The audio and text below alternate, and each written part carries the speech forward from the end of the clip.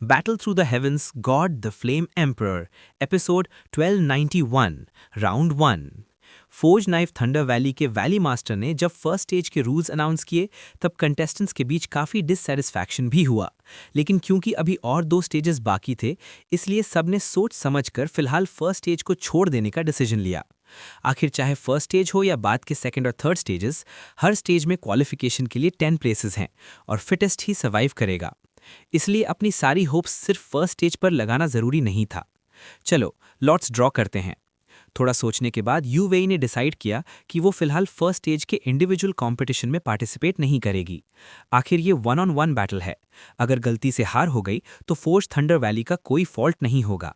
इसलिए शाओयान और you rain lots draw करने के वुडन बॉक्स की तरफ चल पड़े। इस वॉर जोन में ओरिजिनली 3000 लोग थे, लेकिन सोच विचार के बाद सिर्फ 2000 लोग ही पार्टिसिपेट कर रहे थे। डिसीजन लेने के बाद आकर लॉट्स ड्रॉ करो। जो फर्स्ट स्टेज छोड़ रहे हैं उन्हें हमारे स्ट्रॉन्ग एक्सपर्ट्स रेस्ट एरिया तक ले जाएंगे। फर्स्ट स्टेज खत्म होने के बाद सेकंड स्टेज स्टार्ट होगा, फोर्ज थंडर वैली के वैली मास्टर ने धीरे से कहा। रेड 100। शाओयान आसानी से वुडन बॉक्स तक पहुंच गया। गार्ड से पूछने के बाद उसने अपना हाथ बॉक्स के अंदर डाला। जब हाथ बाहर निकाला तो एक व्हाइट पेपर उसके हाथ में था जिसमें बड़ा सा रेड नंबर 100 लिखा हुआ था। मैं रेड 50 हूं, यू रैन और यू वेई ने अलग होने के बाद शाओयान से हेल्पलेस टोन में कहा। मुझे नहीं पता ये इंडिविजुअल कंपटीशन कैसे कंडक्ट होगा। शाओयान ने व्हाइट पेपर को हाथ में पकड़कर आसमान में खड़े पावरफुल फिगर की तरफ देखा। सब ने लॉट्स ड्रॉ कर लिए हैं, इसलिए इंडिविजुअल कंपटीशन अब शुरू होता है।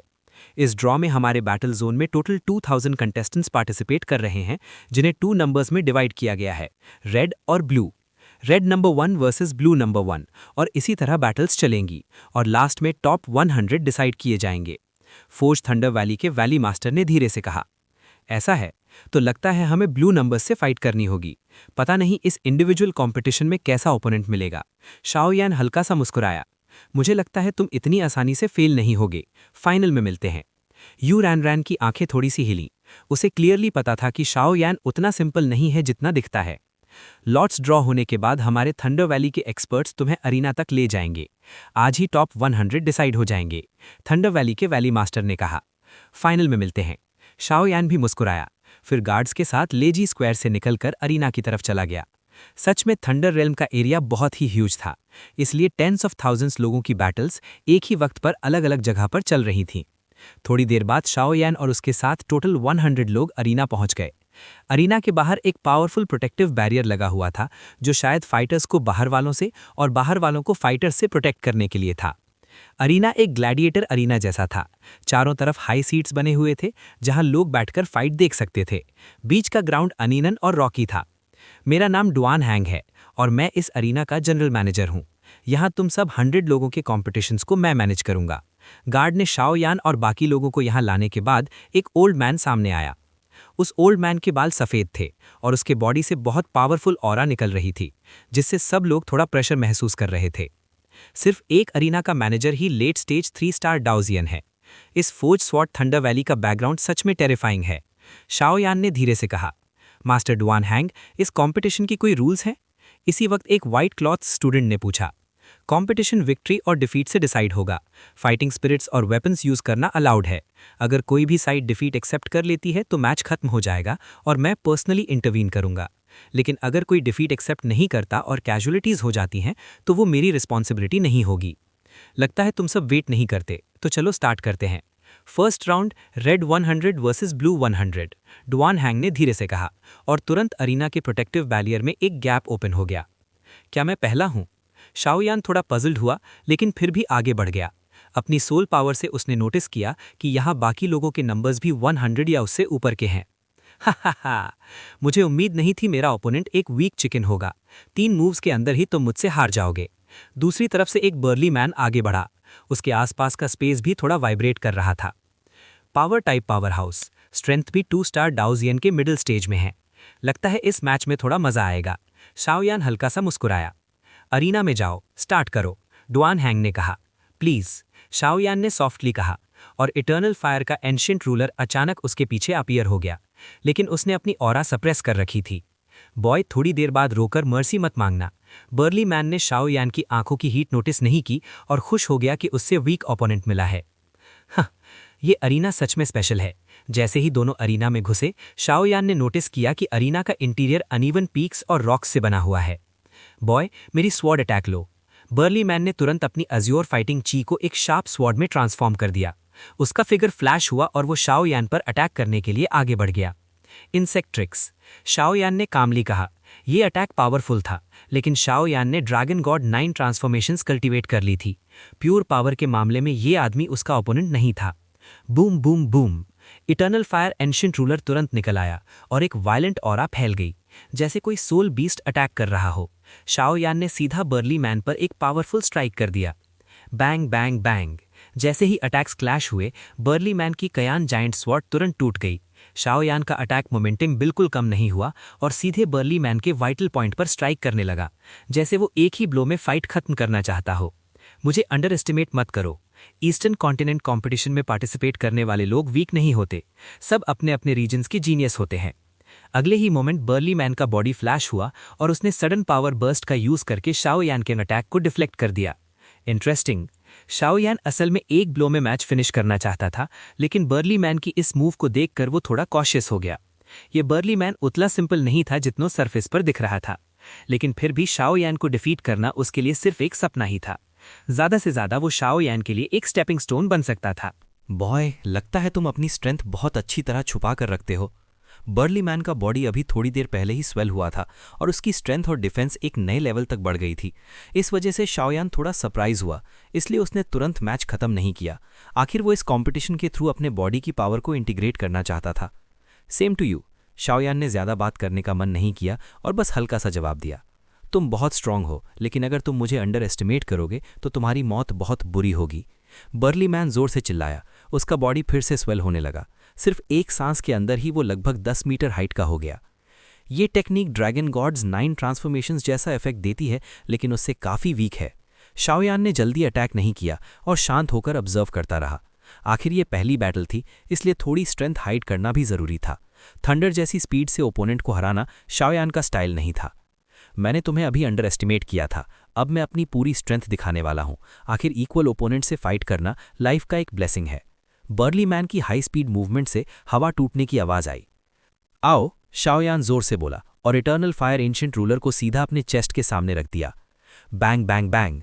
बर्ली मैन का अटैक बहुत वायलेंट था। उसकी मोमेंटम और अटैक पावर दोनों ही बहुत स्ट्रांग थे। फिर दोनों धीरे धीरे फाइट करने लगे और कुछ वक्त तक फाइट का रिजल्ट क्लियर नहीं हुआ। ये शाओयान नाम का लड़का वैली मास्टर ने स्पेशली कहा था कि इस पर नज़र रखो। अब लगता है ये सच में पिग बनकर टाइगर खा रहा है। अरीना के मैनेजर डुआन हैंग ने ये सीन देखकर अपने दिमाग में सोचा। उसकी आईसाइट से क्लियरली पता चल रहा था कि अगर शाओयान चाहे तो एक मूव में ओपोनेंट को डिफीट कर सकता है।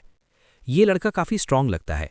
अरीना के बाहर वेट कर रहे कुछ पावरफुल कंटेस्टेंट्स ने फाइट देखते हुए कहा। क्या हुआ? क्या फेमस मू शाओ भी इस टाइप के ओपोनेंट से डर रहा है? क्राउड में खड़े दो लोग आपस में बात कर रहे थे। बिंगलिंग, तुम्हें केयरफुल रहना होगा। अगर तुम इस बार फेल हो गए तो आइस पैलेस मास्टर तुम्हें कैसे पनिश करेगा पता नहीं। और ये लड़का मुझे थोड़ा अनईजी फील करा रहा है। इसकी स्ट्रेंथ अर्ली 2 स्टार डूशियान लेवल की लग रही है, लेकिन अगर तुम ध्यान नहीं दोगे तो शायद तुम भी इससे डिफीट हो सकते हो। मू शाओ ने ठंडी आवाज में कहा। हाँ, पिछली बार 8 मेजर फैमिलीज कंपटीशन में बस मेरी एक मिस्टेक हो गई थी। अगर वापस चांस मिला तो मैं ज़रूर जीतूंगा, बिंगलिंग ने जवाब दिया। वुडन पेविलियन और आइस होल से आए हैं। लगता है फर्स्ट स्टेज का बैटल और भी एक्साइटिंग होने वाला है। क्राउड के कुछ लोगों ने उनकी आइडेंटिटी पहचान कर कहा। वुडन पेविलियन और ice hole south eastern continent के टॉप फोर्सेज में से हैं। उनके नॉर्मल डिसाइपल्स भी बहुत पावरफुल होते हैं, तो जीनियस डिसाइपल्स की स्ट्रेंथ का अंदाज़ा लगाना मुश्किल नहीं। रिजल्ट डिसाइड हो चुका है। मैं सरेंडर करता हूँ। इसी वक्त अरीना की फाइट भी एंड हो गई। मैं हार गया? बर्ली मैन ने अनबिलीफ के साथ शाओयान को देखा। इस वक्त शाओयान का eternal fire ancient ruler barley man के थ्रोट से 1 सेंटीमीटर से भी कम डिस्टेंस पर था। बर्ली मैन को बिल्कुल डाउट नहीं था कि अगर शाओयान चाहे तो वो एक मोमेंट में उसे मार सकता है। First round, Shaoyan wins. Duan Hang ने तुरंत लाइटनिंग स्पीड से अरीना में एंटर किया। उसने एक क्रिस्टल बॉल निकाला, उसमें रिजल्ट रिकॉर्ड किया और रिजल्ट अनाउंस कर दिया। ये क्रिस्टल बॉल थंडर वैली के वैली मास्टर का एक इन्वेंशन था। इसमें रिजल्ट्स रिकॉर्ड करने से पूरे थंडर रेल्म में डेटा एक्सचेंज आसानी से हो जाता है। अब सेकेंड राउंड स्टार्ट होगा। शाओयान की फाइट खत्म होने के बाद वो अरीना के बाहर आ गया, लेकिन वो वहां से गया नहीं, क्योंकि आज ही टॉप 100 डिसाइड होने वाले थे और थोड़ी देर बाद उसे फिर फाइट करनी थी। अच्छी बात यह थी कि अभी ऑडिशन स्टेज चल रहा था और कंटेस्टेंट्स की स्ट्रेंथ अलग अलग लेवल की थी, इसलिए एक राउंड की फाइट जल्दी खत्म हो जाती थी। हेलो, मेरा नाम मू शाओ है, चलो दोस्त बनते हैं। जब शाओयान अरीना के बाहर खड़ा दूसरों की फाइट देख रहा था, एक हैंडसम लड़का उसके पास आया। उसने अपना सफ़ेद हाथ बढ़ाया और मुस्कुराकर शाओयान से बोला, शाओयान ने तुरंत सिर उठाया और थोड़ी डाउट भरी नज़र से देखा। चिंता मत करो, मैंने बस तुम्हारी स्ट्रेंथ देखी और तुमसे मिलना चाहा, मू शाओ ने एक्सप्लेन किया। हेलो शाओयान, शाओयान ने उसका हाथ मिलाया और हल्का सा मुस्कुरा दिया। तुम बहुत स्ट्रांग हो, मुझे उम्मीद है फ्यूचर में हम एक प्रॉपर फाइट करेंगे, मू शाओ ने सीरियस टोन में कहा। मुझे भी, शाओयान ने मुस्कुराकर जवाब दिया। फिर दोनों ने हाथ छोड़ दिया और अरीना की फाइट देखने लगे। वुडन पेविलियन के लोग नॉर्मली हैंडसम होते हैं, लेकिन ये बंदा तो फाइटिंग मेनियाक लग रहा है, शाओयान ने हेल्पलेस टोन में कहा। ये मू शाओ उतना सिंपल नहीं था जितना दिख रहा था, सिर्फ उसकी स्ट्रेंथ ही लेट 2 स्टार डू शियान लेवल की थी। है, वुडन पेविलियन लेचंग के 8 मेजर फैमिलीज में से एक है, उनके पास ज़रूर कई ट्रम्प कार्ड्स होंगे। तुम्हारे लिए ये एक रेयर ट्रायल ओपोनेंट है, सो लीटर लॉर्ड ने कहा। उम्मीद करता हूँ, शाओयान ने धीरे से मुस्कुरा दिया। सेकेंड राउंड के एंड तक शाओयान ने टोटल 5 राउंड्स फाइट की और 6 विन्स के साथ सक्सेसफुली टॉप 100 में एंटर कर गया। ईस्ट कॉन्टिनेंट रेशियो के फर्स्ट स्टेज में 3 वॉर जोन्स हैं और टोटल 100 अरीनाज। अब सब विनर्स डिसाइड हो चुके हैं। कॉन्ग्रेचुलेशंस, तुम 5 लोग सक्सेसफुली टॉप 100 में एंटर कर गए हो। कल तीनों वॉर जोन्स के टॉप 100 कंटेस्टेंट्स एक जगह गैदर होंगे और टॉप 100 के बीच का बैटल और भी इंटेंस होगा। अब सबको रेस्ट एरिया ले जाया जाएगा। ड्वान हैंग ने यह कहकर शाओयान और बाकी लोगों की तरफ सिर हिलाया और उन्हें रेस्ट एरिया भेज दिया। इस अरीना के विनर्स थे शाओयान, वुडन पेविलियन का मू शाओ, आइस सोल पैलेस की बिंगलिंग, एक ईवल एरा वाला मिस्टीरियस फिगर और एक unknown power house. Battle Through the Heavens is God, The Flame Emperor, Episode 1293, The 10th Person to Advance Directly। मुझे नहीं पता शाओयान का क्या हुआ होगा। उसकी स्ट्रेंथ के साथ उसके लिए फर्स्ट स्टेज सक्सेसफुली पास करना मुश्किल नहीं होना चाहिए। इस वक्त स्वॉर्ड फोजिंग थंडर वैली के अंदर एक खूबसूरत लड़की एक एलिगेंट बुडवार में धीरे से लेटी हुई थी और उसके दिमाग में शाओयान की फ्लेम जैसी फिगर घूम रही थी। शाओयान की स्ट्रेंथ और टेम्परामेंट बहुत ही पावरफुल थे। लियो किंग को शुरू में इसका एहसास नहीं हुआ था, लेकिन जब वो आइस फायर आइलैंड में एंटर हुए और सनमू घोस्ट आई से मिले, तब शाओयान ने उन्हें पहले जाने को कहा और खुद सनमू घोस्ट आई को रोक लिया। इस बात ने लियो किंग के दिल पर बहुत गहरा असर छोड़ा। सिस्टर लियो किंग, आप क्या कर रही हो? बहुत मिस्टीरियस लग रही हो। अगले मोमेंट एक शैडो चुपके से लियो किंग के रूम में घुस आई और उसके ठंडे और साफ हाथों ने सीधा लियो किंग की आंखों को कवर कर दिया। उसकी आवाज़ भी जानबूझकर अडल्ट जैसी बनाई हुई थी। कीफे, ये देखकर लियो किंग ने थोड़ी शर्मीली आवाज़ में पुकारा, सिस्टर लियो किंग। लियो किंग के डांटने पर दूसरी फिगर ने तुरंत अपना छोटा सा हाथ वापस ले लिया और फिर लियो किंग को मिस्चीवियस फेस दिखाया। मुझे पता था तुम ही हो। लियो किंग ने अपनी उंगली से उस लड़की के फोरहेड पर हल्का सा टैप किया। ये लड़की कोई और नहीं बल्कि थंडर वैली के करंट वैली मास्टर की इकलौती बेटी दू कीफेई थी। दू कीफेई और लियो किंग लगभग सेम एज की थीं, लेकिन दू कीफेई थोड़ी छोटी थीं। लेकिन थंडर वैली के वैली मास्टर की बेटी होने के कारण उसे बचपन से ही स्पेशल टैलेंट मिला हुआ था। अब उसकी स्ट्रेंथ 2 स्टार दू सियन के मिडिल स्टेज तक पहुंच चुकी थी। साथ ही उसके पास एक गोल्ड सिल्क आर्मर का सेट भी था जो उसके कॉम्बैट पावर को कई गुना बढ़ा देता था। इस वक्त लियो किंग की स्ट्रेंथ भी 2 स्टार दू सियन के अर्ली स्टेज तक पहुंच चुकी थी। सिस्टर लियो किंग, आप क्या सोच रही हो? दू कीफेई ने पूछा। लियो किंग होली सी की एक हाई रैंकिंग फिगर थी। जब वो लेचेंग आई थी तब फोजिंग नाइफ थंडर वैली के मास्टर की ईविल पावर फिर से एक्टिवेट हो गई थी। तब लियो किंग ने एक्शन लेकर उसे सप्रेस किया था। इसी वजह से लियो किंग को सीधा नॉमिनेशन के थ्रू फर्स्ट स्टेज में एडवांस कर दिया गया। फर्स्ट स्टेज में टोटल 9 लोग डायरेक्टली अरीना में क्वालिफाई कर सकते थे और लास्ट जगह लियो किंग की थी। कुछ नहीं, लियो किंग ने धीरे से सिर हिला दिया। सिस्टर लियो किंग, हम ऑलरेडी एडवांस हो चुके हैं, लेकिन ये कंपटीशन बहुत इंटरेस्टिंग होने वाला है। चलो चुपके से बाहर जाकर प्रैक्टिस करते हैं, मेरे फादर को पता भी नहीं चलेगा, दू कीफेई ने एक्साइटमेंट के साथ कहा। अपनी स्पेशल आइडेंटिटी की वजह से वो ज़्यादातर टाइम थंडर वैली के अंदर ही रहती थीं, इसलिए बाहर की दुनिया के लिए उसके अंदर बहुत क्यूरियोसिटी थी। यहाँ इतनी हैवी सिक्योरिटी है, क्या बाहर जाने का कोई तरीका है? लियो किंग ने थोड़ा कंफ्यूज्ड होकर पूछा। आखिर ये थंडर वैली का कोर एरिया था और यहाँ की सिक्योरिटी बहुत स्ट्रांग थी। मुझे देखते जाओ, दू कीफेई ने कहा। फिर वो लियो किंग के पास झुककर धीरे से कुछ बोलने लगी। कुछ देर बाद दोनों लड़कियां धीरे से हंसने लगीं। दू कीफेई की कुअकी पर्सनालिटी की वजह से वो काफ़ी पहले ही यहाँ से निकलने का सीक्रेट रास्ता जानती थी, बस उसने कभी उसे यूज़ नहीं किया था। कंपटीशन का पहला दिन जल्द ही खत्म हो गया। जहां शाओ यान और बाकी कंटेस्टेंट्स रहते थे वो एक ह्यूज माउंटेन रेंज था। ये माउंटेन रेंज बहुत बड़ा था और यहाँ हेवन अर्थ स्पिरिचुअल एनर्जी बहुत रिच थी, जो कल्टिवेटर्स के लिए रहने के लिए परफेक्ट था। माउंटेन के मिडिल लेवल पर हजारों कंटेस्टेंट्स आसानी से रह सकते थे। माउंटेन्स के बाहर स्पेस फॉर्मेशंस और पेट्रोलिंग गार्ड्स भी थे, इसलिए सेफ्टी और ट्रैवल दोनों ही बहुत कन्वीनियंट थे।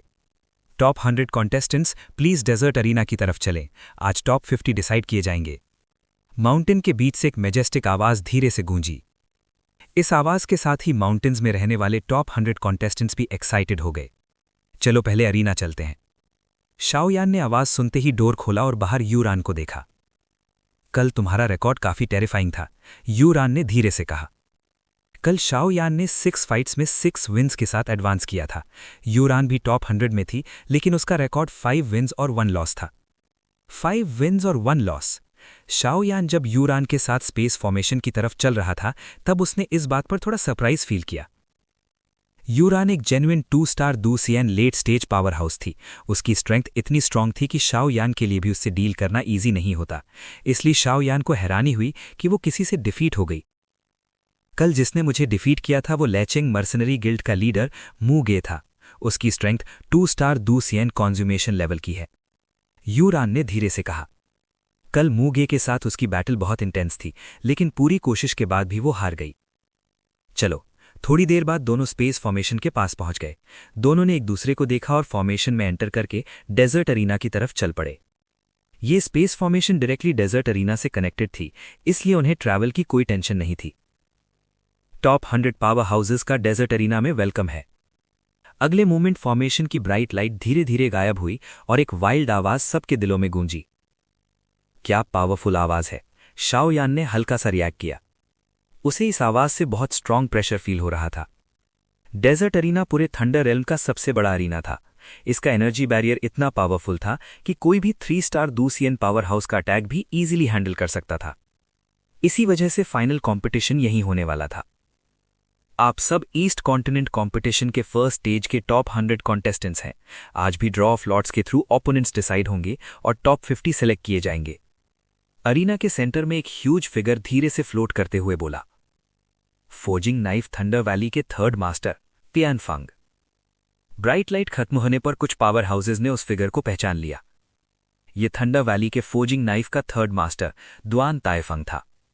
उसकी स्ट्रेंथ 4 स्टार डूसियन के मिडिल स्टेज पर थी। थंडर वैली के वैली मास्टर और वाइस मास्टर दोनों बहुत पावरफुल थे। वैली मास्टर ज्यादातर टाइम दूसरे फोर्सेस के साथ नेगोशिएशंस और वेपन रिफाइनिंग में बिजी रहते थे। वाइस मास्टर्स काफी मिस्टीरियस थे। उनके नीचे 3 मास्टर्स थे जो वैली के अलग अलग कामों की जिम्मेदारी संभालते थे। फोर्जिंग नाइफ थंडर वैली के 3rd मास्टर दुआन ताइफंग क्या टेरिफाइंग आदमी है। क्राउड में छुपा हुआ डार्क शैडो भी धीरे से बोल पड़ा। उसने अपनी डार्क ऑरा को टाइटली कंट्रोल कर लिया था, वरना इस लेवल के पावर हाउस के सामने उसका बचना मुश्किल हो जाता। चाहे तुम्हारे पास कोई भी एट्रीब्यूट या स्किल हो, जब तक तुम ईस्ट कॉन्टिनेंट को हार्म नहीं करते, तुम्हें कंपटीशन में पार्टिसिपेट करने का मौका मिलेगा। लेकिन अगर किसी ने प्रॉब्लम क्रिएट की, थंडर वैली जरूर एक्शन लेगा। दुआन ताइफंग की मैजेस्टिक आवाज धीरे से गूंजी। सबने ये सुनकर चुपचाप सिर हिला दिया। सिंस किसी को कोई ऑब्जेक्शन नहीं है, तो टॉप 100 से टॉप 50 का सिलेक्शन स्टार्ट करते हैं। Lottery begins. दुआन ताइफंग ने आसपास खड़े 100 लोगों को देखकर मुस्कुराते हुए कहा। जैसे ही उन्होंने बोला, एक गार्ड सीक्रेट पैसेज से बाहर आया और एक वुडन बॉक्स लेकर खड़ा हो गया, जिसमें से सबको लॉटरी ड्रॉ करनी थी। Battle through the heavens God the flame emperor, episode 1294, top 50 battle. तुम पहले कौन आएगा? दो तियानफेंग की आवाज जैसे ही खत्म हुई, वहां मौजूद टॉप 100 पावर हाउसेस के बीच तुरंत हल्की सी हलचल मच गई। सब एक दूसरे को पुश कर रहे थे और हेजिटेट कर रहे थे। मैं करता हूं। शाओयान और यूरान में एक दूसरे को देखा। फिर शाओयान एक स्टेप आगे बढ़ा और धीरे धीरे वुडन बॉक्स की तरफ चल दिया। अगर कोई शुरुआत करने को रेडी नहीं था तो नेचुरली वो दोनों ही रेडी थे। आखिर दोनों को अपनी स्ट्रेंथ पर काफी कॉन्फिडेंस था। इस वक्त स्ट्रेंथ छुपाने की कोई जरूरत नहीं थी, बस लॉटरी ड्रॉ करके अपोनेंट चूज करना था और उसे डिफीट करना था। जब तक लक बहुत खराब ना हो, लेट 2 स्टार डोशियन या 2 स्टार डोशियन कंजर्मेशन पावर हाउस से एनकाउंटर नहीं होगा। ऐसे स्ट्रॉन्ग अपोनेंट्स शायद एंड में ही मिलेंगे। अभी शाओयान सिर्फ 2 स्टार डोशियन के अर्ली स्टेज में था, लेकिन उसकी कॉम्बैट पावर अर्ली और मिडिल स्टेज 2 स्टार डोशियन के खिलाफ बिल्कुल ईजी थी। लेट स्टेज 2 स्टार डोशियन के खिलाफ थोड़ा डिफिकल्ट हो सकता था और उसे पूरी स्ट्रेंथ यूज करनी पड़ती। आखिर ईस्टर्न कॉन्टिनेंट कंपटीशन में आने वाले लोग कोई ऑर्डिनरी लोग नहीं थे। क्रैश। थोड़ी देर सर्च करने के बाद शाओ यान ने ब्लू 25 ड्रॉ किया, जबकि यू रैन ने ब्लू 20 ड्रॉ किया। शाओ यान को थोड़ा वरी था कि कहीं दोनों का ड्यूअल न निकल आए, इसलिए वो अपनी सोल पावर से वुडन बॉक्स को प्रोब करना चाहता था। लेकिन उसे पता चला कि वुडन बॉक्स पर बहुत पावरफुल रेस्ट्रिक्शन लगा हुआ है। Clearly sword forging thunder valley को चीटिंग का आइडिया पहले ही था और उसने एडवांस में रेस्ट्रिक्शन लगा दिया था। लगता है अभी के लिए हम नहीं मिलेंगे। यू रैन ने थोड़ी रिलीफ की सांस ली। शाओ यान के लिए इवन उसकी लेट 2 स्टार डोशियन स्ट्रेंथ भी कंप्लीटली कॉन्फिडेंट नहीं थी। उसने शाओ यान की स्ट्रेंथ का हॉरर खुद देखा था। अगर रियल बैटल होती तो विनर डिसाइड करना मुश्किल होता। दोनों के बाद बाकी पावर हाउसेस भी धीरे धीरे वुडन बॉक्स के पास आकर लॉटरी ड्रॉ करने लगे। गार्ड्स और फॉर्जिंग नाइफ थंडर वैली के थर्ड मास्टर दू तिएन फेंग की लीडरशिप में लॉटरी ऑर्डरली तरीके से चलती रही। ज्यादा वक्त नहीं लगा और लॉटरी खत्म हो गई। उसके बाद कंपटीशन स्टार्ट हो गया। टॉप 100 से टॉप 50 तक एडवांस होने का टाइम अपोनेंट की स्ट्रेंथ पर डिपेंड करता है। अगर अपोनेंट स्ट्रांग है तो बैटल ज्यादा टाइम चलेगी, वरना जल्दी खत्म हो जाएगी। लेकिन शाओ यान ने नोटिस किया कि यहाँ सबसे वीक कंटेस्टेंट भी 2 स्टार डोशियन के मिडिल स्टेज में था और सिर्फ शाओ यान ही 2 स्टार डोशियन के अर्ली स्टेज में था, जिस वजह से वो थोड़ा हेल्पलेस फील कर रहा था। सिंस सब रेडी हैं, कंपटीशन स्टार्ट होता है। अरीना प्रमोशन का रूल सिंपल है, अगर कोई साइड सरेंडर करे तो किलिंग अलाउड नहीं है। अगर किसी ने रूल ब्रेक किया तो रिजल्ट कैंसिल हो जाएगा, वरना लाइफ और डेथ का कोई रेस्ट्रिक्शन नहीं है। दुआन तिएन फेंग ने क्लियरली रूल्स बता दिए। ऐसा रूल मुझे पसंद है। क्राउड में छिपा हुआ डार्क फिगर भी इसी अरीना प्रमोशन फील्ड में शाओ यान के साथ था। उसके हाथ में वाइट 25 था, मतलब उसका अपोनेंट शाओ यान ही था। बूम। दुआन तिएन फेंग की आवाज खत्म होते ही डेजलीट अरीना के बाहर का ह्यूज लाइट कर्टन धीरे धीरे ट्रांसपेरेंट होने लगा। फिर एक शॉकिंग सीन सबके सामने आया। ये अरीना है। ये तो क्लियरली एक माउंटेन रेंज है। टॉप 100 कंटेस्टेंट्स ने होर्स वॉइस में कहा। अरीना के अंदर माउंटेन्स, रिवर्स, रॉकी पीक्स और अनइवन टेरेन सब था। पूरा एक माउंटेन रेंज जैसा एनवायरनमेंट था। स्वॉर्ड फोर्जिंग थंडर वैली सच में बहुत पावरफुल है। शाओ यान भी शॉक हो गया।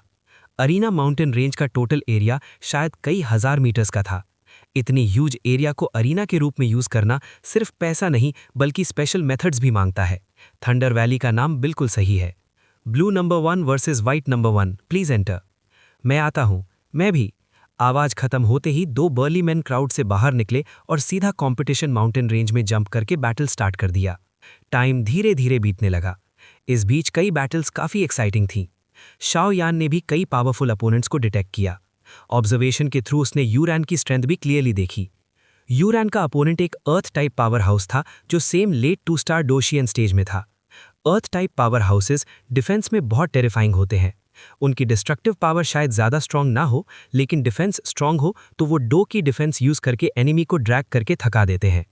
इसी वजह से स्ट्रांग अर्थ टाइप कल्टिवेटर्स सबको इरिटेट करते हैं। बिल्कुल शेल जैसे होते हैं, न आसानी से तोड़ सकते हो न इग्नोर कर सकते हो। लेकिन यू रैन ने अपनी रेन और विंड एट्रीब्यूट पावर को बहुत एफिशिएंटली यूज किया।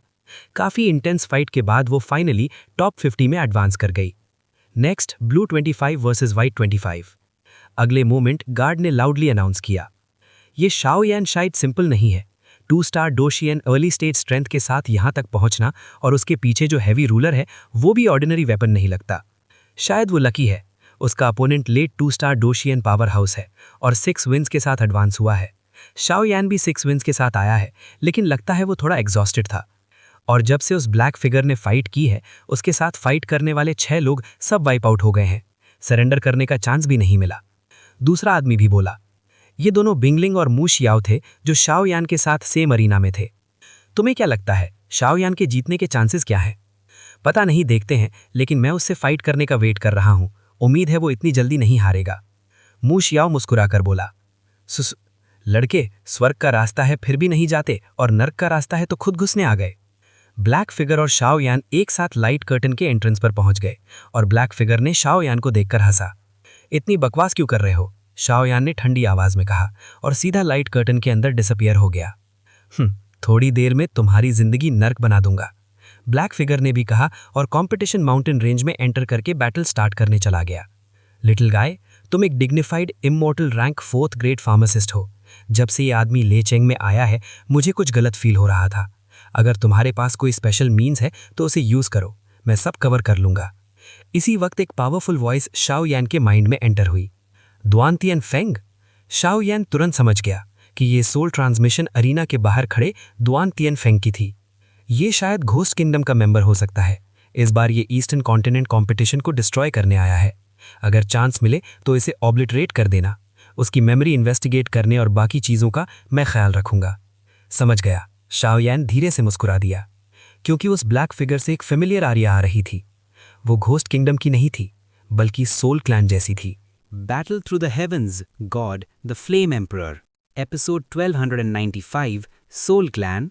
बॉय, अगर तुम बैटल के बीच में डिस्ट्रैक्ट हुए तो तुम मर जाओगे। जैसे ही शाओ यान डुआन तियान फेंग के सोल वॉइस ट्रांसमिशन से बात कर रहा था, ब्लैक फिगर बिल्कुल भी खड़ा नहीं रहा। उसके बॉडी से निकली डैजलिंग ब्लैक एनर्जी एक सॉलिड एनर्जी बैटल हैलबर्ड में बदल गई। उसने हैलबर्ड का बॉटम पकड़ा और उसका शार्प टिप सीधा शाओ यान की तरफ घुसा दिया। हैलबर्ड के ऊपर एक बहुत डार्क और घोस्टली ऑरा फैल रहा था, जो फियर्स मोमेंटम के साथ शाओ यान की तरफ बर्स्ट हुआ। शाबू शाबू। हैलबर्ड के शार्प पॉइंट पर कोल्ड लाइट चमक रही थी, जो शाओ यान के आसपास के वॉइड को भी शेक कर रही थी। अच्छा है, आओ। 7th layer of breaking the sky. ये देखकर शाओ यान ने इटर्नल फायर एंशिएंट रूलर को सीधा अपनी बैग से निकाल लिया। तुरंत डैजलिंग फायर एट्रीब्यूट डोची उसके आसपास फूट पड़ी और इटर्नल फायर एंशिएंट रूलर को कवर कर लिया। उसकी प्यूपिल्स टाइटली श्रिंक हो गईं और एक टेरिफाइंग मोमेंटम धीरे धीरे स्प्रेड होने लगा। 2 स्टार डोशियन के अर्ली स्टेज का लेट 2 स्टार डोशियन से फाइट करना ये थोड़ा ज्यादा ही टफ है। मुझे लगता है ये लड़का कुछ राउंड्स में ही हार जाएगा। टॉप 100 में सिर्फ वही एक है जो 2 स्टार डोशियन अर्ली स्टेज में है। बाहर खड़े कुछ पावर हाउसेस धीरे से विस्पर करने लगे जब उन्होंने माउंटेन अरीना में दोनों का टेरिफाइंग ऑफेंसिव देखा। इस आदमी की स्ट्रेंथ घोस्ट किंगडम से थोड़ी डिफरेंट लग रही है। क्या ये घोस्ट किंगडम का है? स्वॉर्ड फोर्जिंग थंडर वैली के 3rd master Duan Tian Feng ने भी थोड़ा फ्राउन किया। ये मैन इन ब्लैक एक्चुअली तभी नोटिस हो गया था जब वो लाइसिंग में एंटर हुआ था, लेकिन थंडर वैली ने तुरंत एक्शन नहीं लिया था, क्योंकि वो लॉन्ग लाइन डालकर बड़ा फिश पकड़ना चाहते थे। इस वक्त sky shattering battle mountain range में फैल रही थी। Bang bang bang. Black halberd gloomy aura के साथ शाओ यान की तरफ चार्ज हुआ। शाओ यान के इटर्नल फायर एंशिएंट रूलर के ऊपर भी एक्सट्रीमली हॉट फ्लेम ऑरा जल रही थी। जैसे ही दोनों कोलाइड हुए, पूरा स्काई स्पार्क से भर गया, जो एथलेटिक्स माउंटेन्स पर गिरने लगे। बूम! शाबू शाबू। एक लाउड एक्सप्लोजन के साथ दोनों फोर्सेस टकराकर फट गईं और शाओ यान और मैन इन ब्लैक दोनों पीछे की तरफ स्लाइड हो गए।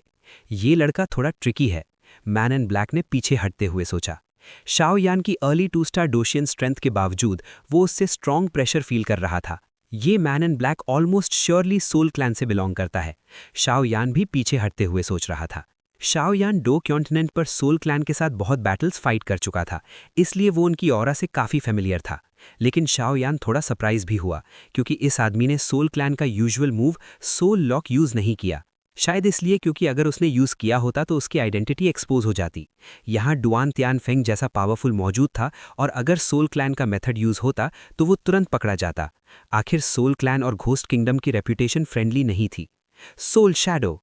अगले मोमेंट मैन इन ब्लैक ने बिना हेजिटेट किए शाउट किया और उसकी फिगर एकदम से माउंटेन रेंज से गायब हो गई।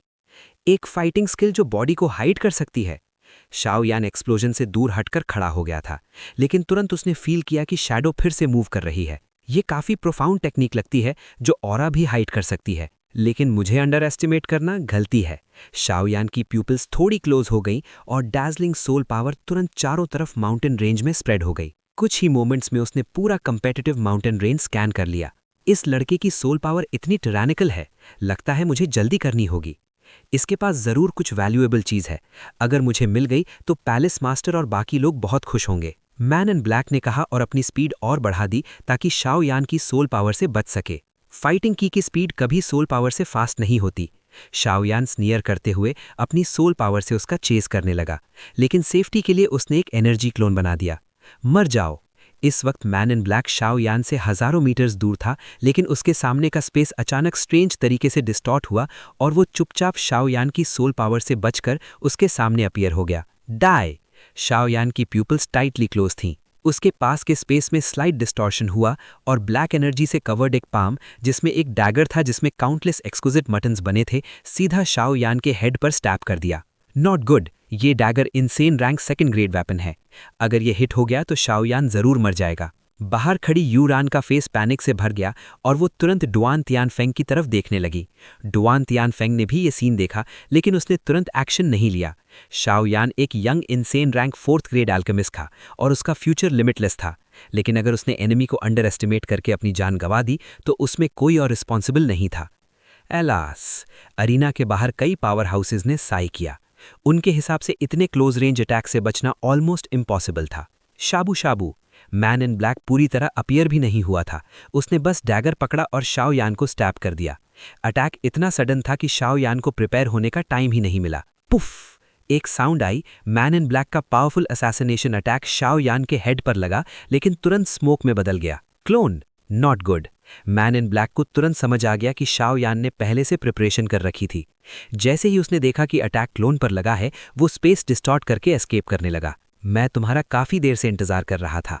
Good luck punch, jumping over mountains and rivers. Man in black के पीछे का स्पेस भी इंस्टेंट डिस्टॉर्ट हुआ और फायरी रेड फ्लेम से बना हुआ एक ब्लेजिंग पंच सीधा उसके एक्सपोज्ड आर्म पर लगा। क्लैंग! इम्पैक्ट इतना पावरफुल था कि तुरंत बोन्स क्रैक होने की साउंड आई। उसके हाथ से डैगर स्लिप होकर माउंटेन्स में गिर गया।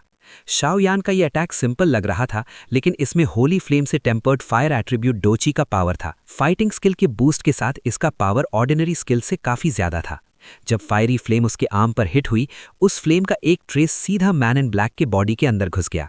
होली फ्लेम का पावर सिर्फ फॉरेन ईवल रेसेस पर ही इफेक्टिव नहीं होता, बल्कि घोस्ट टाइप ऑरा पर भी एक्सट्रीमली टिरानिकल इफेक्ट रखता है। Little bastard! Man in black furious हो गया। उसके बॉडी पर डोची बीम फ्लैश हुई और उसने अपना राइट आर्म सीधा कट कर दिया। Tsk tsk tsk! काफी रूथलेस हो। शाओयान ने देखा और उसे ब्रीद लेने का चांस भी नहीं दिया। तुरंत अटैक कंटिन्यू किया। मैं सरेंडर करता हूं, मैन इन ब्लैक ने अचानक डिफीट एडमिट कर ली। उसके बाद डुआन तियानफेंग भी बैटलफील्ड पर अपीयर हो गए और मैच खत्म कर दिया। इस मैच में शाओयान जीता और टॉप 50 में एडवांस हो गया। जो लूजर्स हैं वो डिस्करेज ना हो, अभी एक रेजरेक्शन राउंड भी होगा जिसमें टॉप 50 में एंट्री का चांस मिलेगा। डुआन तियानफेंग ने अनाउंस किया, आज का कंपटीशन यहीं खत्म होता है। सब लोग वापस जाकर रेस्ट करें। अलविदा। डुआन तियानफेंग ने हल्का सा स्माइल किया, लेकिन मैन इन ब्लैक को पता नहीं था कि उसके बॉडी के अंदर एक बहुत वीक खाकी फ्लेम क्वाइटली फ्लोट कर रही है। शाओयान और डुआन तियानफेंग उसके जाते हुए फिगर को देखकर चुपचाप मुस्कुरा दिए। Dusk dusk dusk. ये शाओयान नाम का लड़का बहुत ही टेरिफाइंग है। जब मैन इन ब्लैक को शाओयान ने डायरेक्टली सीवियरली इंजर कर दिया और उसे अपने राइट आर्म की भी बड़ी प्राइस चुकानी पड़ी, उसके बाद कोई भी शाओयान को अंडर एस्टिमेट करने की हिम्मत नहीं कर रहा था। आखिर जो आदमी उससे फाइट कर रहा था वो एक जेन्युइन लेट स्टेज 2 स्टार डोजियान पावर हाउस था। शाओयान ने अर्ली 2 स्टार डोजियान स्टेज की स्ट्रेंथ से उसे डिफीट कर दिया। ये नेचुरली लक से नहीं, बल्कि उसकी रियल स्ट्रेंथ से हुआ था। कंपटीशन खत्म हो गया है, चलो वापस चलते हैं। शाओयान और डुआन तियानफेंग ने एक दूसरे को देखा और फिर यू रैन से कहा। शाओयान को पता था कि डुआन तियानफेंग रात को जरूर उससे मिलने आएगा और मैन इन ब्लैक के बारे में पूछेगा, इसलिए अभी जल्दी निकल जाना ही बेटर था। जी। यू रैन की टेंशन तुरंत कम हो गई और उसने हल्का सा स्माइल किया। दोनों ने डुआन तियानफेंग के साथ फ्रेंडली बात की और फिर स्पेस फॉर्मेशन के थ्रू वापस उस माउंटेन रेंज में आ गए जहां वो रेस्ट कर रहे थे। माउंटेन रेंज में लौटने के बाद यू रैन शाओयान से अलग हो गई। आखिर उसकी सिस्टर घर पर अकेली थी, इसलिए एक बड़ी बहन होने के नाते उसे नेचुरली थोड़ी चिंता हो रही थी। सोल क्लैन के लोग, जब से वो अपर प्लेन में आए हैं तब से उनके बारे में बहुत कम न्यूज़ मिली है। आखिर वो किस तरह की एग्जिस्टेंस है? शाओयान अपने घर में बैठकर सोच रहा था और फिर धीरे धीरे शांत हो गया। बैरन कंपेटिटिव माउंटेन रेंज में टॉप 100 से टॉप 50 की बैटल्स सुबह से शाम तक चलती रहीं और सारे मैचेस कंप्लीट हो गए। स्पीड काफ़ी अस्टॉनिशिंग थी। थंडर रेल्म की रात हमेशा थोड़ी ब्लीक होती थी। गुलुलुलू। शाओयान के वुडन हाउस के एक कॉर्नर का वॉइड अचानक स्ट्रेंज तरीके से व्रिगल करने लगा और एक क्रैक धीरे धीरे अपीयर हुई। शाओयान इस वक्त क्रॉस लेगेड बैठा हुआ था। हे लिटिल गाय। अगले मोमेंट एक फिगर क्वाइटली वुडन हाउस में अपीयर हुआ और शाओयान को देखकर स्माइल किया।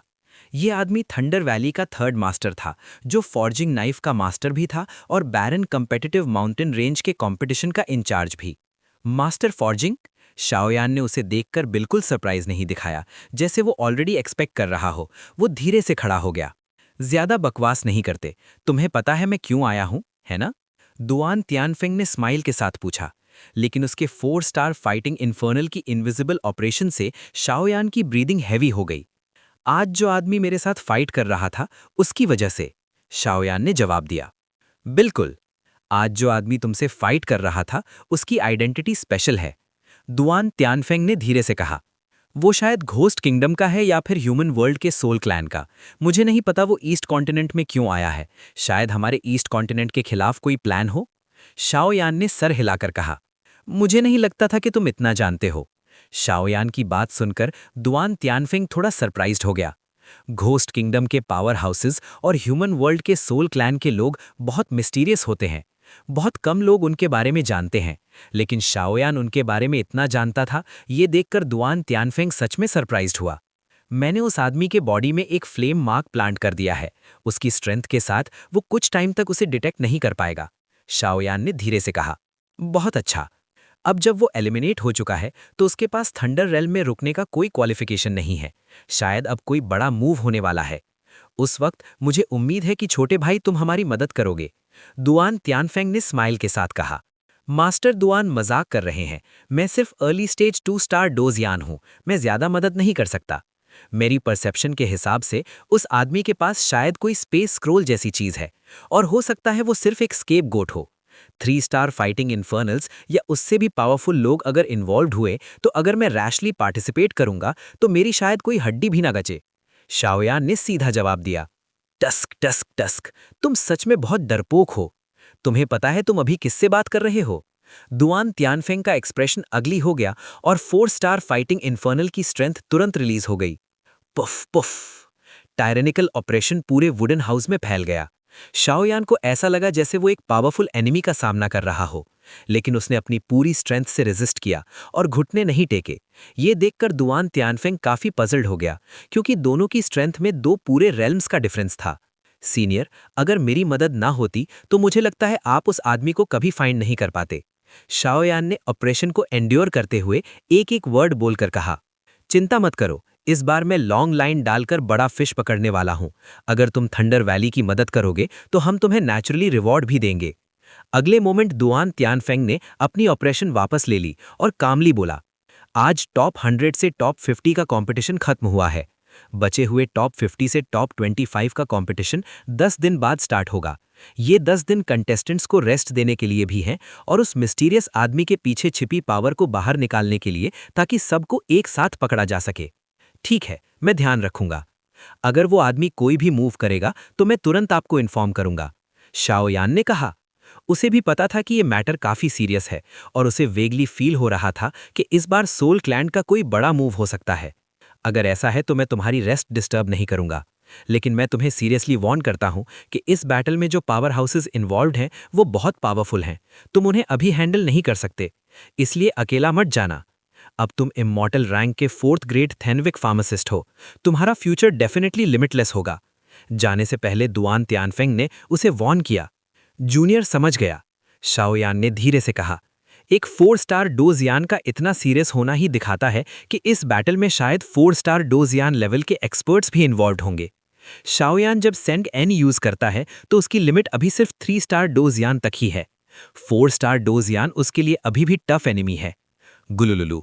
जैसे ही उसकी वॉइस खत्म हुई, दुआन तियानफेंग का फिगर धीरे धीरे डिसअपियर हो गया। लगता है इस thunder valley of forged knives में कोई स्पेशल ट्रेजर है, वरना घोस्ट किंगडम और सोल क्लैन के लोग एक साथ यहां अट्रैक्ट नहीं होते। अगले मोमेंट सोल ईटर की वॉइस भी हवा में गूंज उठी। घोस्ट किंगडम और सोल क्लैन? शाओयान थोड़ा सरप्राइज्ड हो गया। ये 2 अलग फोर्सेस हैं। घोस्ट किंगडम घोस्ट वर्ल्ड के घोस्ट स्पिरिट्स कंट्रोल करते हैं। उनके अटैक मेथड्स और बिहेवियर सोल क्लैन से डिफरेंट होते हैं। सोल क्लैन का main attack method soul locks होता है और वो स्पेशली सोल्स हंट करते हैं। उनका बिहेवियर भी बहुत लोकी होता है। लेकिन जब मैं अभी तक फॉल नहीं हुआ था तब मुझे पता चला कि ये दोनों फोर्सेस सीक्रेटली एक दूसरे के साथ काफी क्लोज कोऑपरेशन करते हैं। सोल ईटर ने कहा, उसकी वॉइस में थोड़ी स्ट्रेंजनेस थी। घोस्ट किंगडम की overall strength naturally soul eater से वीकर की, लेकिन वो बहुत मिस्टीरियस और लो की थे, इसलिए सोल ईटर के लॉर्ड को भी उनके बारे में ज्यादा इन्फॉर्मेशन नहीं थी। लगता है इस बार हमें काफी सारी इन्फॉर्मेशन मिलने वाली है, शाओयान ने धीरे से कहा। चिंता मत करो, सिर्फ 4 स्टार फाइटिंग इन्फर्नल्स मुझे बिल्कुल मैटर नहीं करता। अगर 5 स्टार फाइटिंग इन्फर्नल हो तो भी मेरे पास फाइट करने की पावर है। गोल्डन ड्रैगन किंग, इस मास्टर ने तुमसे एक प्रॉमिस किया था और मैं अपना प्रॉमिस कभी नहीं तोड़ता। जब शाओयान घोस्ट वर्ल्ड से बाहर निकलेगा तब मैं तुम्हें दिखाऊंगा कि मेरे द्वारा ट्रेंड किया हुआ शाओयान तुम्हें शॉक करने के लिए काफी है। हे सोल ईटर ने धीरे से कहा, उसकी आवाज सिर्फ वो खुद ही सुन सकता था। Battle through the heavens, the God the flame emperor, episode 1297 follow. Top 100 से टॉप 50 का प्रमोशन खत्म होने के बाद पूरा माउंटेन रेंज भी शांत हो गया। ऑब्वियसली बचे हुए 50 स्ट्रॉन्ग कंटेस्टेंट्स भी इन 10 दिन के रेस्ट के दौरान जो इन्फॉर्मेशन उन्होंने गैदर की है उसे समझने की कोशिश कर रहे थे, ताकि प्रमोशन के बाद टॉप 9 प्लेसेस को जीतने के लिए तैयार हो सकें। और इसी तरह पलक झपकते ही 5 दिन गुजर गए। इन 5 दिनों में यू रान रान और यू वई दोनों भी सिंपल रेसिडेंस में अपनी लाइफ नॉर्मल तरीके से जी रही थी। ऑब्वियसली वो भी बाकी कंपटीशन के लिए केयरफुली प्रिपरेशन कर रही थी और शाओयान मेडिटेशन करते हुए मैन इन ब्लैक की मूवमेंट का वेट कर रहा था। 5वें दिन की रात के बीच शाओयान जो क्वाइटली बेड पर खड़ा था अचानक अपनी आंखें खोलकर धीरे से बोला, 5 दिन के बाद आखिर तुम खुद को रोक नहीं पाए? शाओयान हल्का सा स्माइल किया। ऑब्वियसली फायर हार्ट टियानियन फ्लेम जो उसने मैन इन ब्लैक के बॉडी में छोड़ी थी अब धीरे धीरे मूव कर रही थी। चलो, शाओयान ने भी देर नहीं की। एक ब्लैक रोब उसने अपने बॉडी पर पूरी तरह से कवर कर ली, फिर क्वाइटली डोर ओपन करके उस फ्लेम की डायरेक्शन फॉलो करते हुए मैन इन ब्लैक का पीछा करने लगा। साथ ही एक स्पेशल सोल पावर के थ्रू उसने डुआन तियनफेंग को भी इन्फॉर्म कर दिया। बैरन अरीना के बाहर एक एटेक में 2 फिगर्स धीरे धीरे अपीयर हुए। उनमें से एक डुआन तियनफेंग था और दूसरा लाइचेंग का city lord. Duan Qifei forging knife thunder valley से निकल चुकी है, शायद वो थंडर रियल आ गई है, डुआन तियनफेंग ने पहले बोला। ल्यू किंग उसके साथ कैसे इन्वॉल्व हो गई? अगर उन दोनों के साथ कुछ हो गया तो शायद हम। लाइचेंग सिटी लॉर्ड के हैंडसम फेस पर थोड़ी टेंशन दिखने लगी, क्योंकि डू किफी पूरे थंडर वैली की फ्यूचर एयर थी और ल्यू किंग भी होली सी की एक नोबल और पावरफुल फिगर थी। अगर उन दोनों के साथ कुछ हो गया तो दोनों को बहुत बड़ा प्रॉब्लम हो सकता था। चिंता मत करो, अभी तक उनका कोई ट्रेस नहीं मिला है, लेकिन दोनों ही वीक नहीं है और forging knife thunder valley heavy guarded है। अगर वो दोनों वहां से एस्केप कर पाई हैं तो शायद वैली लॉर्ड की परमिशन ही हो, डुआन तियनफेंग ने स्माइल करते हुए कहा। Valley lord? Laicheng city lord ने यह सुनकर थोड़ा रिलीफ लिया। क्रैश। अगले मोमेंट जब दोनों बात कर रहे थे, एक साइलेंट सोल फोर्स धीरे से डुआन तियनफेंग तक पहुंची। ये क्या है? सिटी लॉर्ड लाई ने फ्राउन किया। लगता है वो आदमी अब खुद को कंट्रोल नहीं कर पा रहा। चलो चलकर देखते हैं, डुआन तियनफेंग ने कहा और दोनों फिगर्स तुरंत ब्लैक शैडोज में बदलकर एटिक से गायब हो गए। थंडर रिलम की रात ठंडी और ग्लूमी थी। Man in black living mountain range से निकलने के बाद काफी कॉशियस था। जब उसने कंफर्म कर लिया कि कोई उसका पीछा नहीं कर रहा, तब वो माउंटेन रेंज के बाहर एक क्लिफ की तरफ चल दिया। ये क्लिफ कंटेस्टेंट्स के लिविंग माउंटेन रेंज के एज पर था, इसलिए काफी हिडन था। ऊपर से रात का टाइम होने की वजह से यहाँ लोग भी काफी कम थे। लगता है किसी ने मेरी मूवमेंट नोटिस नहीं की। मैन इन ब्लैक सीधा क्लिफ पर आया और एक रॉक के सहारे खड़े होकर बोला, शाओयान, छोटे बास्टर्ड, इस बार हमारा सोल क्लैन तुम सब ईस्ट कॉन्टिनेंट वालों को डिस्ट्रॉय कर देगा और फिर मैं पर्सनली तुम्हें मारूंगा, अपने कट चुके आर्म का बदला लेने के लिए। मैन इन ब्लैक ने अपनी स्लीव के एम्प्टी एज को देखकर गुस्से से कहा। अब शुरू करते हैं। यहाँ की इन्फॉर्मेशन रिपोर्ट करनी है ताकि मेरे लॉर्ड्स और गोस्ट किंगडम के लोग मिलकर सॉल्यूशन डिसाइड कर सकें। मैन इन ब्लैक बोला। गुलू गुलू। अगले मोमेंट उसने अपने हाथ में एक पिच ब्लैक स्क्रॉल निकाला। स्क्रॉल पर छोटे छोटे रून्स रिगल कर रहे थे, बिल्कुल किसी वर्म की तरह। गुलू। कुछ देर बाद स्क्रॉल के सामने धीरे धीरे एक ब्लैक मिस्ट फॉर्म होने लगी। इस ब्लैक मिस्ट को देखकर शाओयान को एक डेडली थ्रेट फील हुआ। वैंग मॉम। जैसे ही उस ईविल मिस्ट का इफेक्ट शाओयान पर पड़ने लगा, उसके फोरहेड पर क्लैन लाइन से एक जेंटल पावर निकलकर उसे प्रोटेक्ट करने लगी। तब जाकर शाओयान को थोड़ा बेटर फील हुआ। सोल मिस्ट, तुमने मुझे समन किया है। क्या तुमने वो काम कंप्लीट कर लिया जो तुम्हें दिया गया था? माय लॉर्ड, जो काम आपने दिया था वो मैं ऑलरेडी कंप्लीट कर चुका हूं।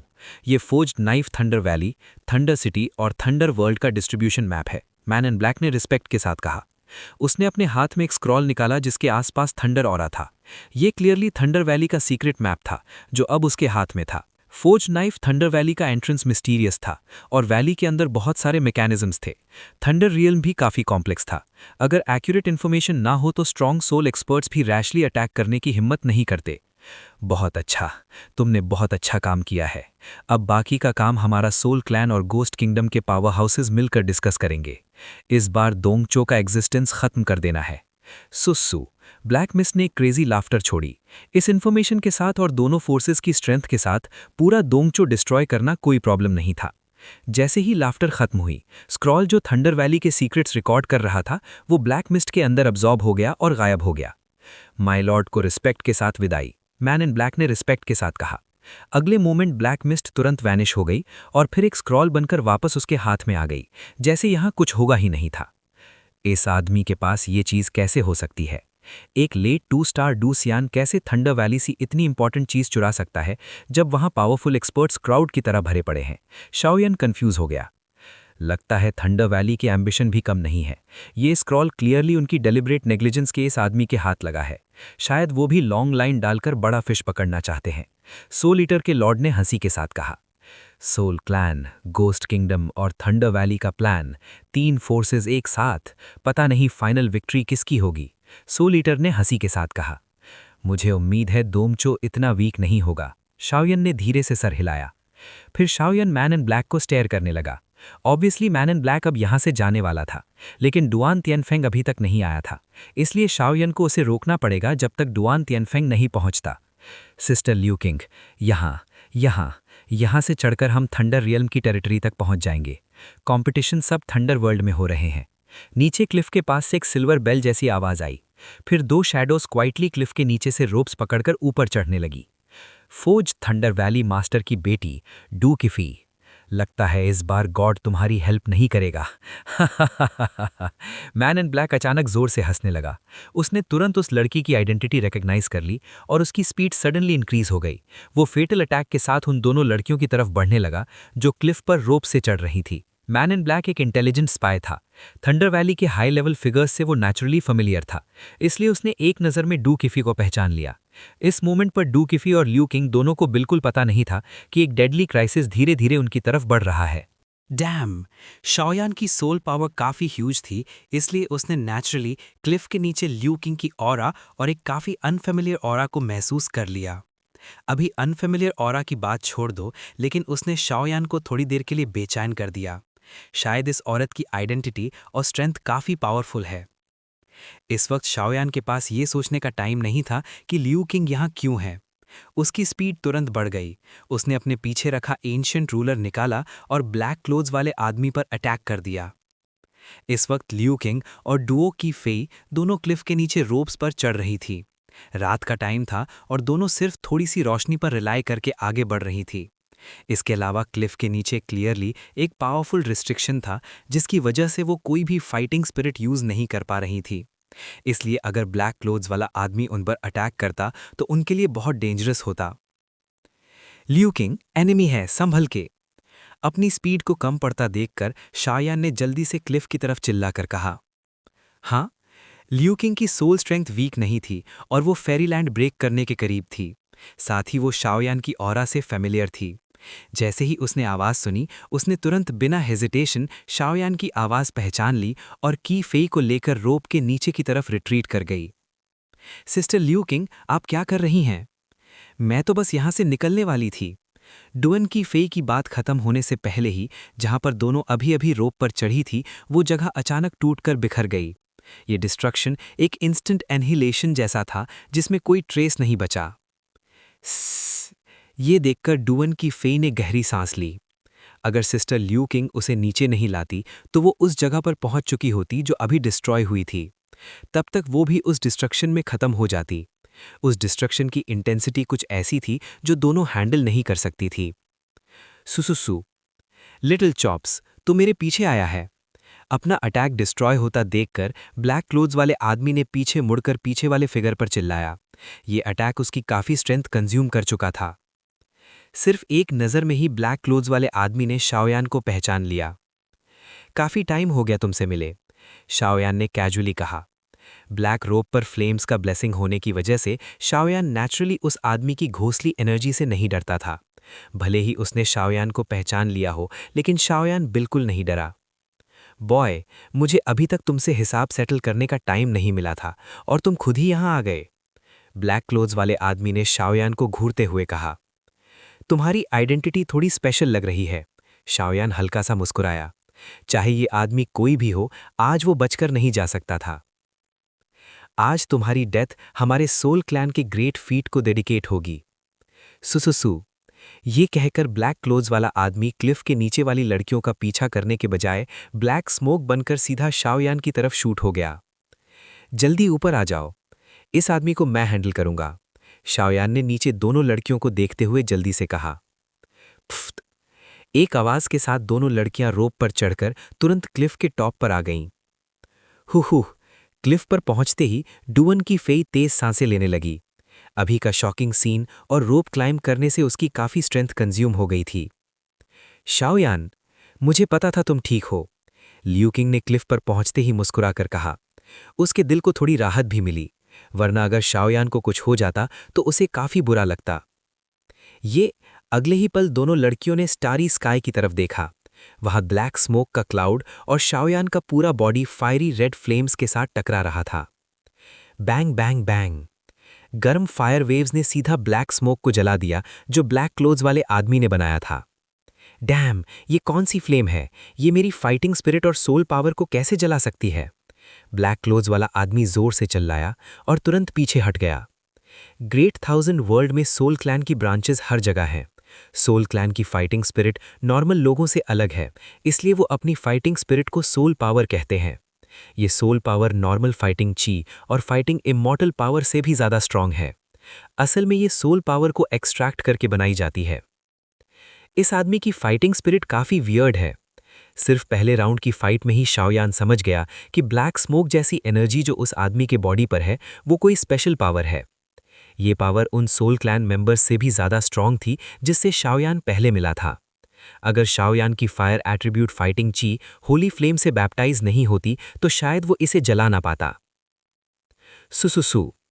3 सोल चेन्स। अगले ही पल ब्लैक क्लोथ्स वाले आदमी ने शाओयान को ब्रीद लेने का चांस नहीं दिया। ब्लैक मिस्ट के अंदर से 3 टेरिफाइंग चेन्स निकल आईं जो कोल्ड लाइट से चमक रही थी। मेरे लिए गिर जाओ। 3 चेन्स पर छोटी ईयरी रून्स चमक रहे थे। ब्लैक क्लोथ्स वाले आदमी के कंट्रोल में वो सीधा शाओयान की तरफ अटैक कर गईं। उनका शार्प एज स्टारी स्काई को भी डिस्टॉर्ट कर रहा था। हाँ, स्काई फिंगर का 4th finger, 2nd finger, break the sky. Shaoyan के मुंह से एक मैजेस्टिक आवाज निकली। उसकी फायर एट्रीब्यूट फाइटिंग ची ने पूरा स्टारी स्काई फिल कर दिया। अगले ही पल सारी फ्लेम्स शाओयान के फिंगर टिप्स पर कन्वर्ज हो गईं।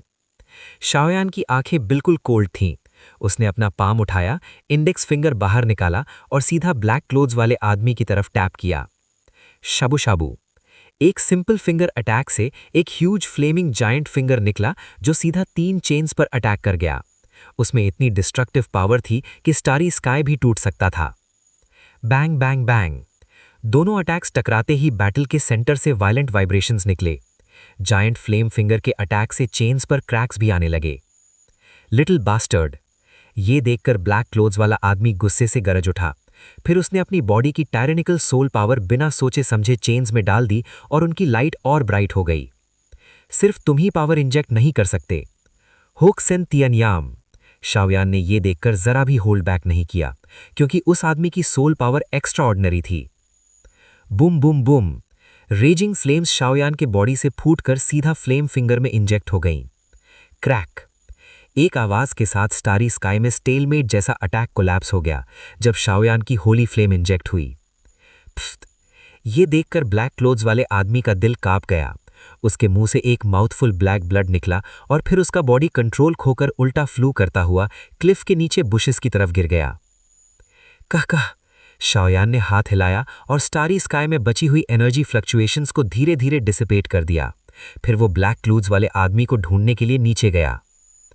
जो खाकी फ्लेम इसने अभी यूज की है वो शायद एक होली फ्लेम है।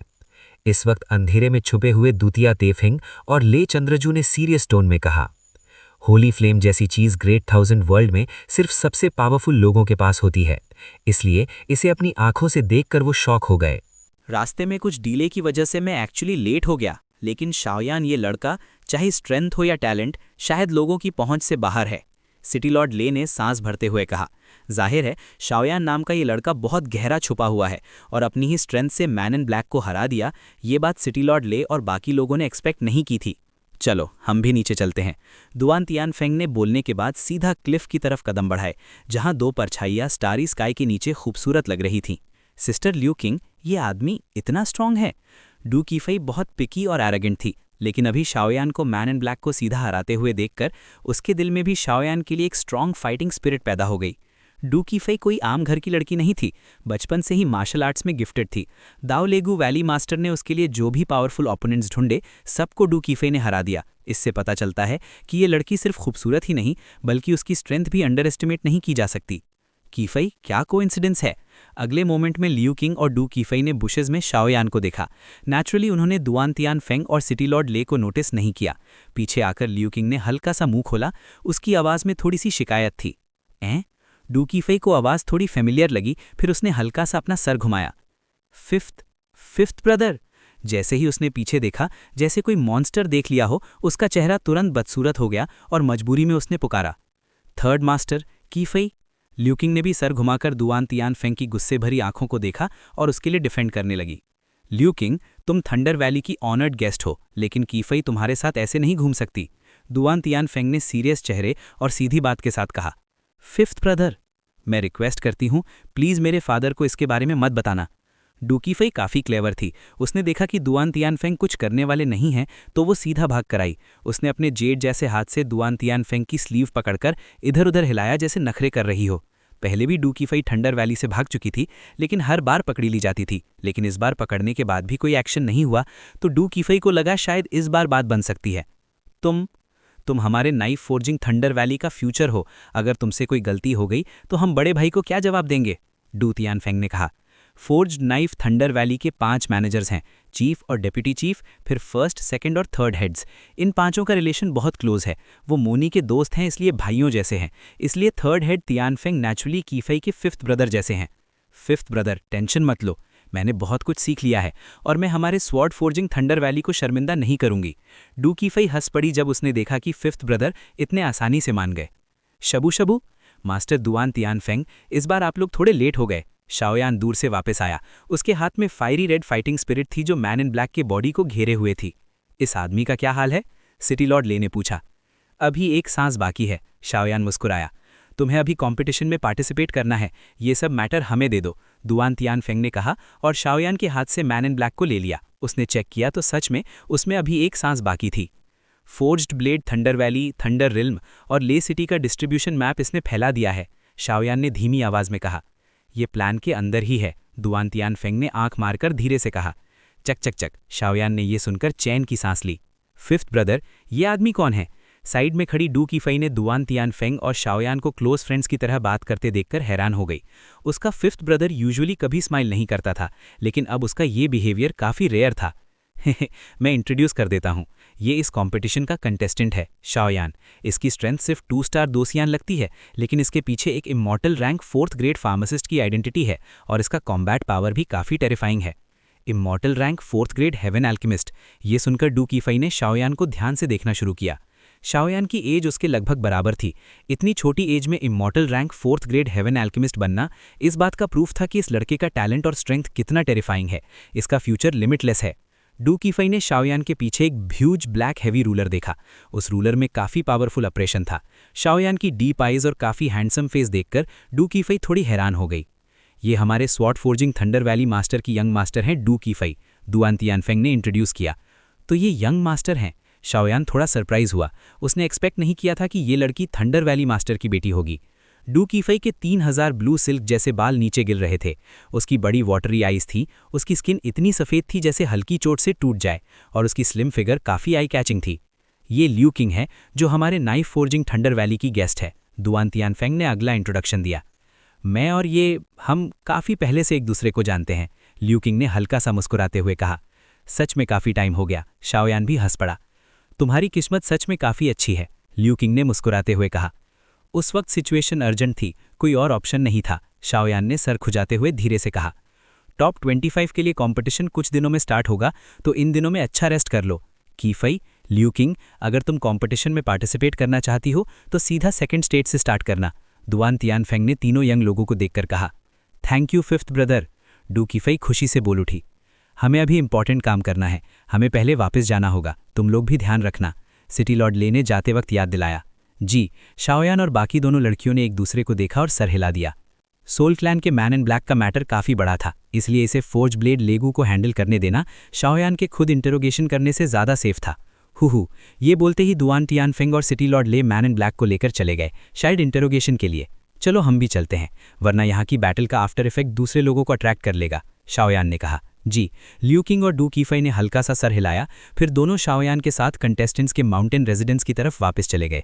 वहां उन्होंने कोई जगह ढूंढकर सेटल हो गए। लेकिन थंडर वैली के लोग नहीं जानते थे कि इस बार की साजिश सिर्फ सोल क्लैन और घोस्ट किंगडम की नहीं थी, बल्कि फोर्स ऑफ सिन भी इसमें शामिल थी।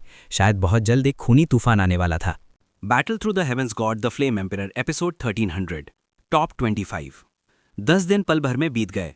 आज टॉप 25 एडवांस होने का दिन है। इस दिन शाओयान सुबह जल्दी उठ गया, दरवाजा खोला और यूरान रैन के रहने की जगह की तरफ चल दिया। डोंग डोंग डोंग, हल्की सी नॉक से उसने लकड़ी के घर का दरवाजा खटखटाया जहां दोनों लड़कियां रहती थीं। स्क्विट, दरवाजा धीरे से खुला लेकिन यूई नहीं दिखी, सिर्फ यूरान दिखी। आज यूरान रैन बिल्कुल अलग लग रही थी। अच्छे से तैयार की हुई रू स्कर्ट उसकी फिगर को और भी खूबसूरत दिखा रही थी। उसका बदन सीधा और एलिगेंट था। एक हल्का सा खुशबू हवा में थी और केयरफुली किया हुआ मेकअप उसे बहुत ही खूबसूरत बना रहा था। चलो, यूरान रैन हल्की सी मुस्कुराई, फिर दरवाजा बंद कर दिया। यूरान रैन को नेचुरली पता था कि उसका और शाओयान का फ्यूचर पॉसिबल नहीं है, लेकिन लड़कियां नेचुरली सुंदरता पसंद करती हैं। चाहे फ्यूचर ना हो, फिर भी प्रेजेंट को चेरिश करना एक अच्छा चॉइस है। हाँ, शाओयान ने सिर हिलाया, फिर दोनों स्पेस टेलीपोर्टेशन फॉर्मेशन की तरफ चल दिए। हे, क्या ये शाओयान नहीं है? लियू किंग और डंकी फेई भी आज जल्दी उड़ रही थीं ताकि कंपटीशन के फर्स्ट स्टेज को देख सकें। दोनों लड़कियों ने डिस्गाइज किया हुआ था और अब दो लड़कों की तरह लग रही थीं, बस थोड़ी सी फेमिनिटी के साथ। कहाँ? लियू किंग आना नहीं चाहती थी, लेकिन कीफेई के बार बार इंसिस्ट करने पर वो उसके साथ बैरन कॉम्पिटिटिव माउंटेन रेंज में दूसरे स्ट्रॉन्ग फाइटर्स का फाइटिंग स्टाइल देखने आ गई। वो औरत? लियू किंग की खूबसूरत आंखें हल्की सी चमकी। उसने शाओयान को एक औरत के साथ स्पेस फॉर्मेशन की तरफ जाते देखा। दोनों रस्ते भर बात करते हंसते हुए जा रहे थे और उसके दिल में हल्का सा जेलिसी आ गया। चलो हम भी। ठंडी सी स्नॉट के साथ दोनों लड़कियां तुरंत पीछे चल पड़ी और बैरन कॉम्पिटिटिव माउंटेन रेंज की तरफ बढ़ गईं। Win buzzing. कुछ ही मिनट्स में सब लोग बैरन कॉम्पिटिटिव माउंटेन रेंज के बाहर इकट्ठा हो गए, कॉम्पिटिशन स्टार्ट होने का वेट कर रहे थे। लियू किंग, डंकी फेई। शाओयान ने भीड़ कर नजर डाली और तुरंत दो फिगर्स को पहचान लिया जिसे उसने कुछ दिन पहले ही देखा था। शाओयान की पावरफुल सोल पावर की वजह से उसकी मेमोरी बहुत स्ट्रांग थी, इसलिए चाहे लियू किंग कितना भी डिस्गाइज करे, शाओयान की तीखी नज़र से बच नहीं सकता था। और वैसे भी दोनों लड़कियों का डिस्गाइज काफ़ी क्लमजी था, आम लोग भी शायद धोखा न खाते। क्या हुआ? यूरान रैन ने पूछा। कुछ नहीं, दो अक्वेंटेंसेस मिल गए, शाओयान मुस्कुराया। क्या उनसे मिलने जाओगे? यूरान रैन ने पूछा।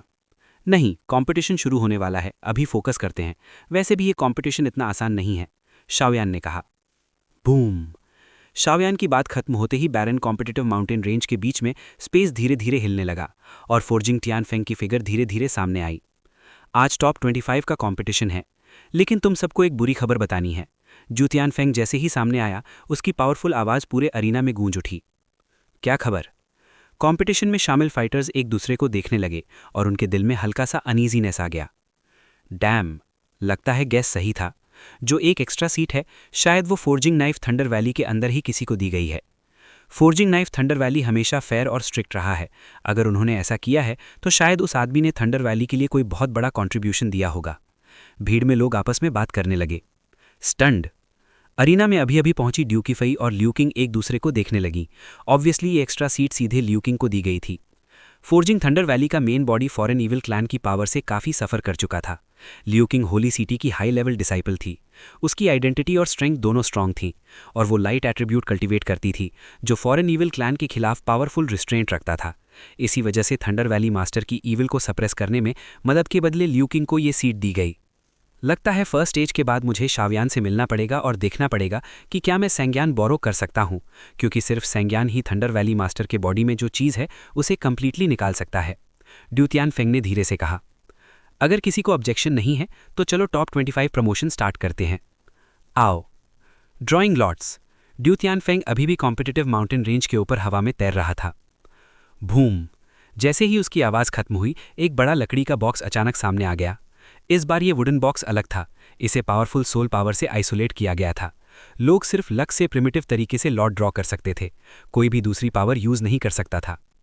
फोर्ज डाओ रेगू ने गेम की फेयरनेस इंश्योर करने के लिए ऐसा किया था, क्योंकि अब कंपटीशन में सिर्फ स्ट्रॉन्ग प्लेयर्स ही बचे थे। Blue number 2। शाओयान ने ज़्यादा सोचा नहीं, सीधा हाथ डाला और अपना कंपटीशन ऑर्डर निकाल लिया। मैं ब्लू नंबर 1 हूँ। यूरान रैन ने अपना यू जैसा लानी हाथ हल्का सा हिलाया और शाओयान को मुस्कुराते हुए बताया। बाकी स्ट्रॉन्ग फाइटर्स में ज़्यादातर लोग 2 स्टार फाइटिंग इन्फर्न के अर्ली स्टेज से ऊपर थे और कई लोग तो मिडिल स्टेज में भी थे। Blue number 1 versus white number 1। दोनों प्लेयर्स प्लीज़ एंटर करें। ड्यू तियानफेंग की आवाज़ आई। फिर वो कंपटीशन माउंटेन रेंज से बाहर आकर कंपटीशन का ऑर्डर मेंटेन करने लगा। केयरफुल रहना, शाओयान ने कहा। टेंशन मत लो, मैं तुम्हारे सोच से थोड़ी ज़्यादा स्ट्रांग हूँ, यूरान रैन ने कहा और सीधे कंपटीशन माउंटेन रेंज में उड़कर चली गई। दोनों फाइटर्स माउंटेन रेंज के ऊपर हवा में रुक गए और तुरंत अटैक नहीं किया। हे, तुम तो एक छोटी ब्यूटी निकली, मुझे सच में सरप्राइज हो गया। यूरान रैन का अपोनेंट रे सिटी के 8 मेजर फोर्सेस के आइस सोल हॉल का बिंगलिंग था। बकवास बंद करो और अपनी रियल स्ट्रेंथ दिखाओ वरना, यूरान रैन ये नीचे खड़े बिंगलिंग से कहा। यूरान रैन और बिंगलिंग दोनों की स्ट्रेंथ 2 स्टार फाइटिंग इन्फर्न के लेट स्टेज में थी। दोनों बराबर स्ट्रांग थे, फर्क सिर्फ एट्रीब्यूट का था। यूरान विंड एट्रीब्यूट की थी जबकि बिंगलिंग आइस एट्रीब्यूट का था। कौन ज़्यादा स्ट्रांग है ये कहना मुश्किल था। इतनी अट्रैक्टिव ब्यूटी को अगर मैं खत्म कर दूं तो कितना अफसोस होगा। बेहतर है तुम जल्दी डिफीट एक्सेप्ट कर लो और मेरी सेकेंड रूम गर्ल बन जाओ ताकि मुझे फूल तोड़ने की ज़रूरत ना पड़े। बिंगलिंग के चेहरे पर एक ईविल स्माइल आ गई। बेशर्म बच्चे, मर जाओ। Wind eagle bunch. इस तरह प्रोवोक होने पर यूरान रैन बिल्कुल भी हेजिटेट नहीं हुई। उसने सीधा पावरफुल अटैक लॉन्च कर दिया। साइन कलर की फाइटिंग की उसके बॉडी के अराउंड घूमने लगी। अचानक आसमान में 100 मीटर साइज के साइन हरिकेन्स बन गए और हॉक की चीख जैसी आवाज़ माउंटेन्स में गूंजने लगी। जाओ। अगले ही मोमेंट यूरान रैन के कंट्रोल में साइन हरिकेन एक 100 मीटर बड़े ईगल में बदल गया और सीधे बिंगलिंग की तरफ तेजी से शूट कर गया। उसका मोमेंटम इतना स्ट्रांग था कि स्पेस में हवा टूटने जैसी आवाज़ निकलने लगी।